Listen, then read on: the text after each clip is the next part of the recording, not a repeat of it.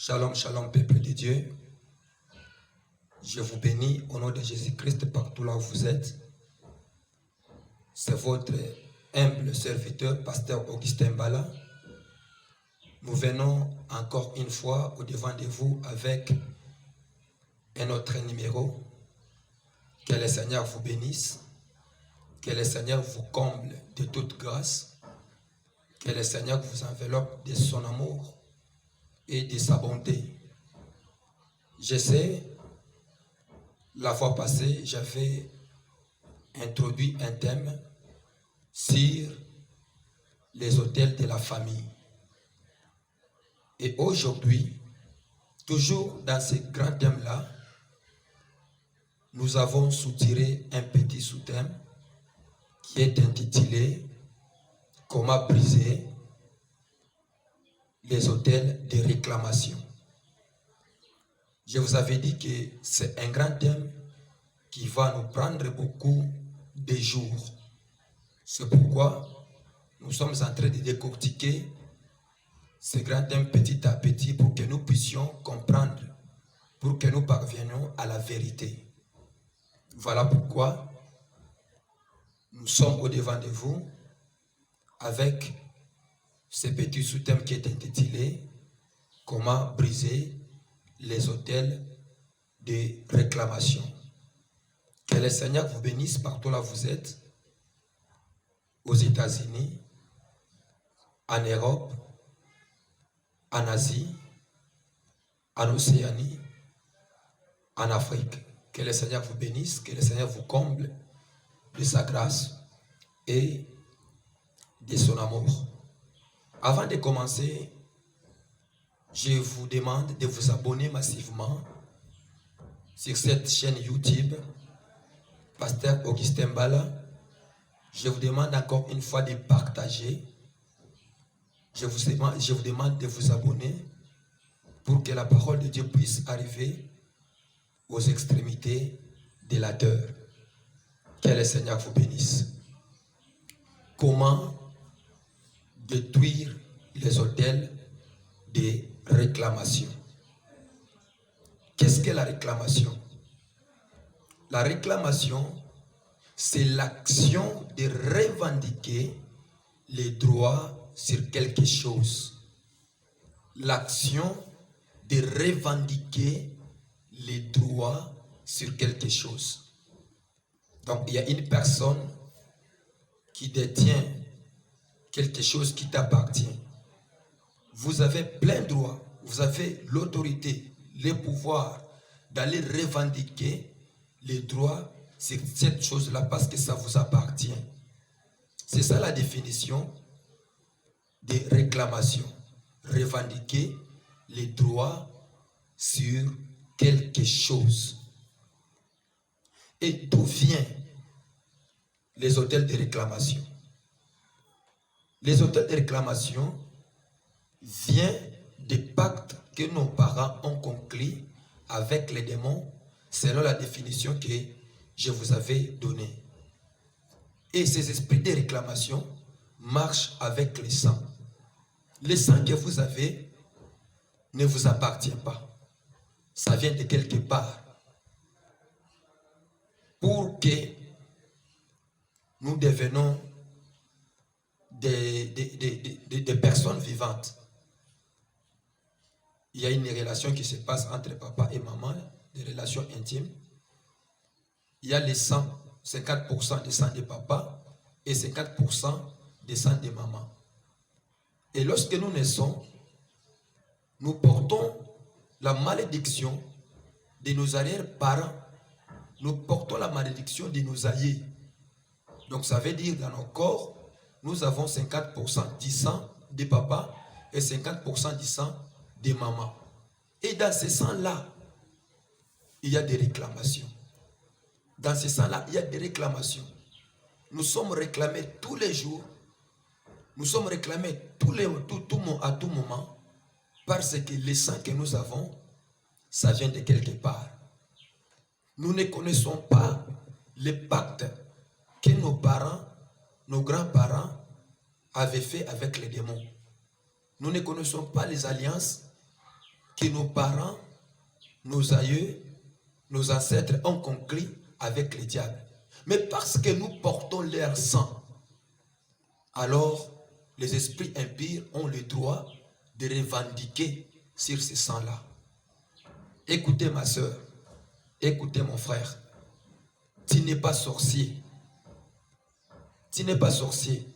Tu n'as jamais foulé tes pieds dans la maison des féticheurs. Mais tu te retrouves quelque part, tu es bloqué. Tu te retrouves quelque part, ta vie est condamnée. Tu te retrouves quelque part, ta vie est assujettie. Comprends tout simplement qu'il y a un esprit de réclamation qui est en train de te réclamer. Il y a un hôtel de réclamation qui est en train de réclamer sur ta vie. Voilà, avant d'aller plus loin, j'aimerais que nous puissions lire les textes. Et je disais, nous allons lire dans le livre de 2e Roi, chapitre 6, versets 28 à 29. Nous lisons au nom de Jésus-Christ. Le verset 28 nous dit ceci. Et le roi lui dit, qu'as-tu? Elle répondit, cette femme-là m'a dit, donne ton fils, nous les mangerons aujourd'hui, et demain nous mangerons mon fils. 29. Nous avons fait cuire mon fils et nous l'avons mangé. Et les jours suivants, je lui ai dit, donne ton fils et nous le mangerons. Mais elle a caché son fils. Que le Seigneur vous bénisse. Je sais que la lecture est claire. Je suis en train de parler sur l'autel de réclamation. Ici, la Bible nous dit ceci. Dans la ville de Samarie, il y avait des femmes. Et ces deux femmes-là vivaient ensemble. Elles avaient les enfants. Mais il est arrivé un moment dans la ville de Samarie, il y a eu une crise terrible. Il n'y avait pas la nourriture. La Bible me dit ceci. Une tête d'âme valait 80 cycles d'argent. Et les quarts de fête des pigeons valaient 5 cycles d'argent. Il n'y avait pas la nourriture. Les gens ne mangeaient absolument rien. Maintenant, il y a eu des femmes qui ont conclu une alliance entre elles. Elles ont dit, comme il y a la crise dans les pays, comme il y a la crise dans la ville, nous allons manger nos fils. Et le lendemain, selon leur alliance, la deuxième femme est venue. Elle est venue réclamer pour qu'on puisse manger le deuxième fils. Pourquoi la deuxième femme était venue réclamer pour qu'on puisse manger le deuxième fils? C'est parce qu'elle avait donné son fils. Elle avait donné son fils et elles ont mangé ce fils-là. Alors, elle avait le droit de réclamer. Elle avait le droit de réclamer. Elle a réclamé. Elle a réclamé qu'on puisse manger le deuxième fils. Écoutez, ce qui avait poussé à cette femme de venir réclamer, c'est parce qu'elle avait sacrifié, elle avait donné son propre sang. Aujourd'hui, beaucoup de gens sont victimes de ce genre de réclamation. Le fils qu'on avait mangé, il était innocent. Il ne connaissait absolument rien. Or, c'était une alliance que sa maman avait conclue avec une autre femme. À partir de cette alliance-là, le fils a subi la peine. Le fils a subi la mort à cause de l'alliance que sa maman avait conclue. Aujourd'hui, beaucoup de gens sont des innocents. Mais à partir des alliances de leurs arrière-parents, mais à partir des alliances de leurs aïeux, parce qu'ils sont dans ce sang-là, parce qu'ils viennent de cette famille-là, c'est pourquoi ils sont en train de subir des difficultés et les esprits de réclamation. Mon frère, ma soeur, je sais très bien que dans ta famille, il y a les hôtels de réclamation. Tu n'avances pas, tu ne la main de Dieu, tout ce que tu es en train de faire te complique toujours. Tu ne fais absolument rien dans ta vie. Tu ne fais absolument rien dans ta vie.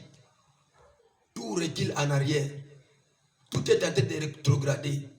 Regarde attentivement ta vie.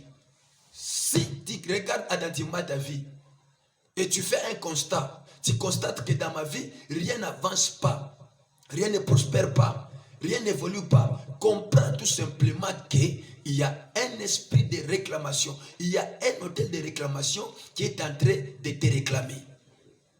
Là, tu dois chercher la face de Dieu. Là, tu dois chercher la volonté de Dieu. Là, tu dois chercher ta délivrance. Tu as trouvé un bon mariage. Depuis que tu es au mariage, il n'y a pas d'enfant. Il n'y a pas d'enfant. Tu as trouvé un bon travail. Depuis que tu es à ce travail-là, il n'y a pas de salaire. Tout ce que tu es en train de faire est en train toujours d'échouer. Tout ce que tu es en train de faire est en train toujours de rentrer en arrière, de reculer. Comprends tout simplement qu'il y a un esprit de réclamation. Il y a un hôtel de réclamation qui est en train de te réclamer. Écoutez, bien-aimés dans le Seigneur. Jésus-Christ a payé un prix à la croix de Golgotha pour que toi tu sois sauvé. Jésus-Christ a payé un prix à la croix de Golgotha pour que toi tu sois racheté. Je déclare en tant qu'homme de Dieu, je déclare en tant que serviteur de Dieu, si dans ta famille il y a un esprit de réclamation qui te réclame, cela n'aura pas d'effet sur ta vie. Cela n'aura pas des effets sur ta vie. C'est là, au nom de Jésus-Christ. Jésus-Christ est là pour te racheter. Jésus-Christ est là pour te sauver. Jésus-Christ est là pour te libérer.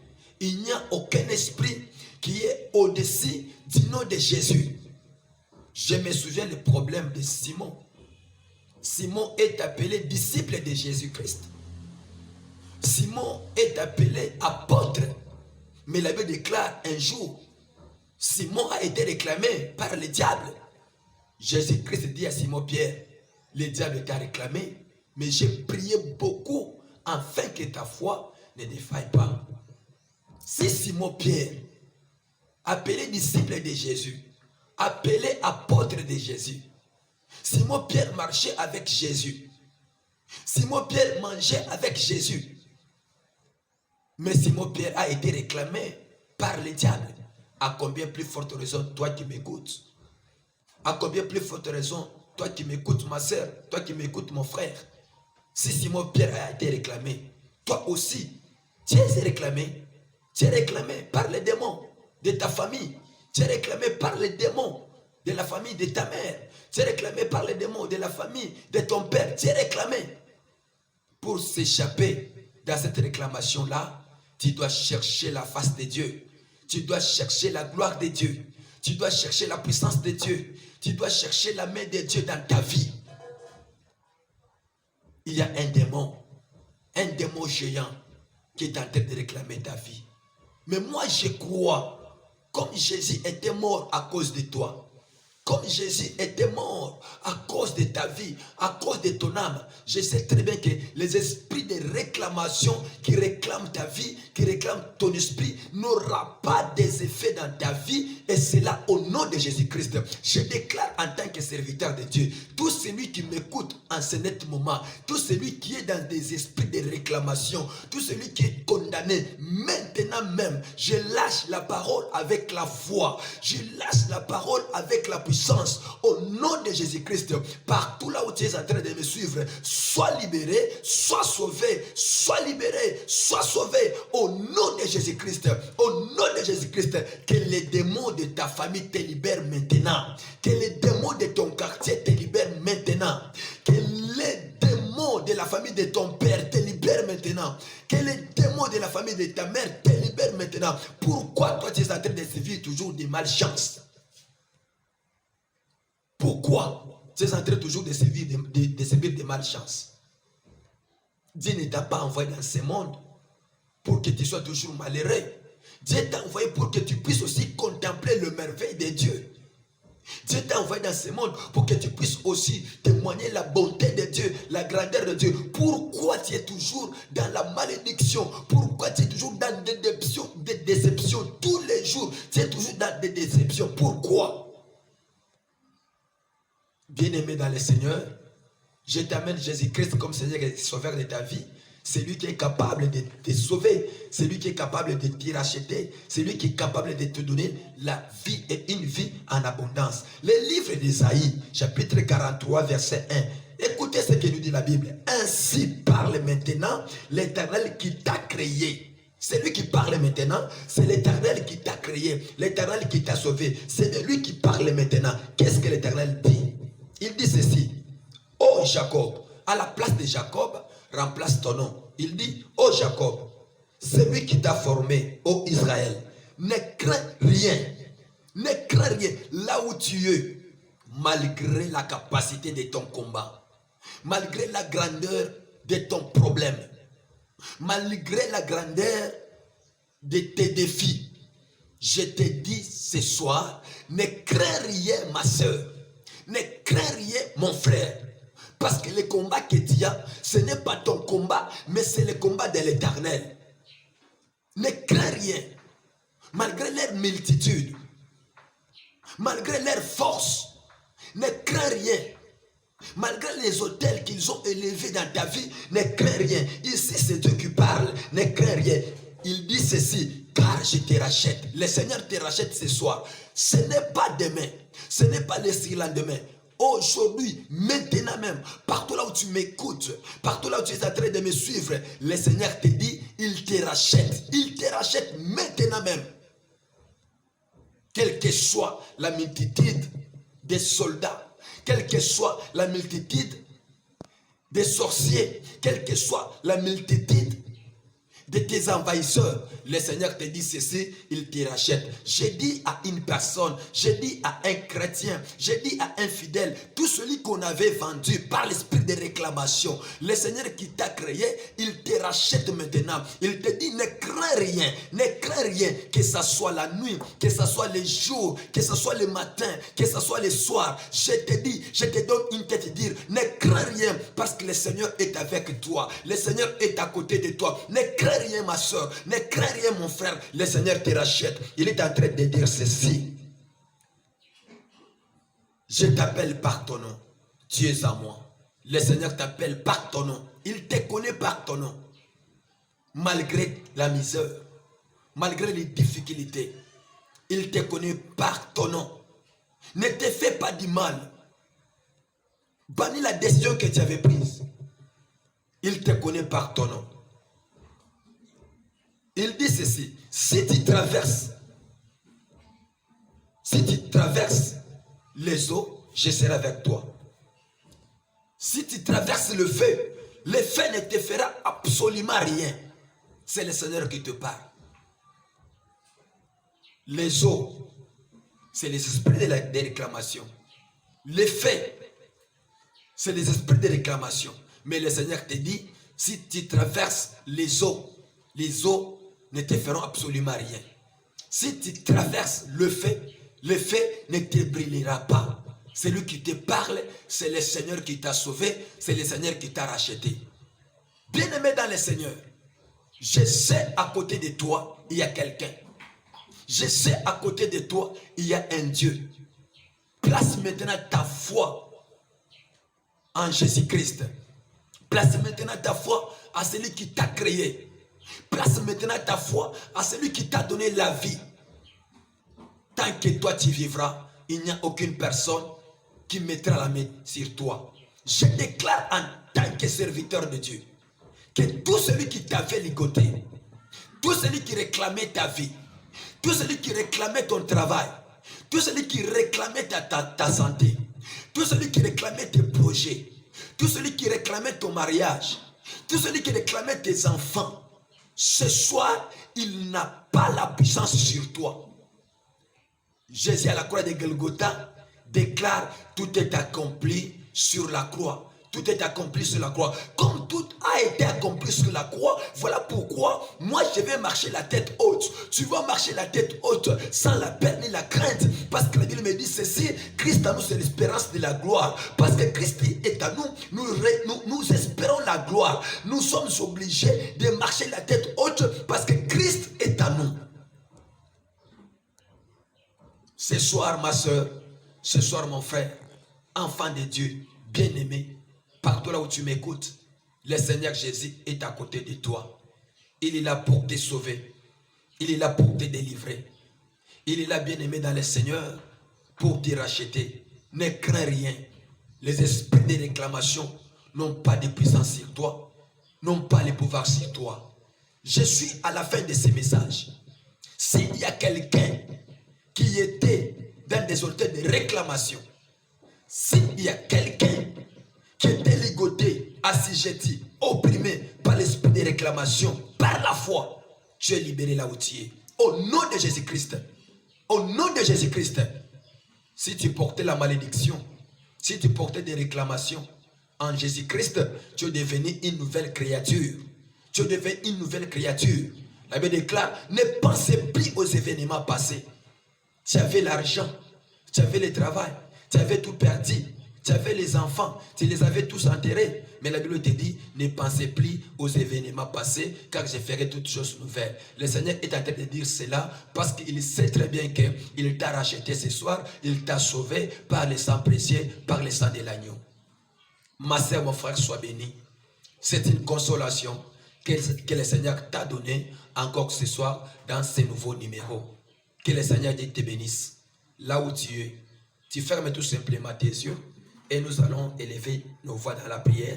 Nous allons prier pour que cette parole puisse travailler dans ton cœur, dans ton esprit, dans ton âme. Prions tous au nom de Jésus-Christ. Merci Dieu de grâce. Merci toi le Dieu qui nous aime. Tu nous as encore donné le temps pour que nous puissions partager avec nos bien-aimés. Mon Seigneur et mon Dieu, ils ont écouté ta parole. Je sais, ta parole, c'est une puissance. La parole, c'est une force. Dieu de grâce, tout celui, Père de gloire, qui vient d'écouter cette parole, qu'il soit délivré miraculeusement au nom de Jésus-Christ. Au nom de Jésus-Christ. Au nom de Jésus-Christ. Mon Seigneur et mon Dieu, toi, tu as dit, tu es derrière la parole de ton serviteur pour l'accomplir. Accomplis ma parole éternelle, parce que c'est toi qui m'as appelé, c'est toi qui m'as choisi. Mon Seigneur et mon Dieu, sois béni, sois élevé, sois glorifié dans les lieux très hauts, dans les noms puissants de Jésus-Christ. J'ai ainsi prié avec action de grâce. Nous disons tous, merci Seigneur Jésus-Christ. Merci beaucoup mon frère, merci beaucoup ma soeur, pour ce temps que tu as donné devant le Seigneur. Tu as disposé ton temps, tu nous as écouté. Ces messages que nous t'avons donnés sur l'autel des réclamations, je pense que ce message a trouvé une place dans ton cœur. Je suis content parce que tu t'es déjà abonné sur la chaîne YouTube Pasteur Augustin Mbala. Abonnez-vous massivement, partagez.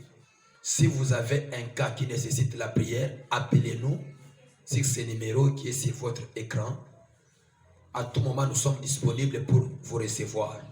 Que le Seigneur vous bénisse. Au revoir. Nous allons encore nous rencontrer dans un autre numéro. Que le Seigneur vous bénisse. Soyez bénis au nom de Jésus-Christ.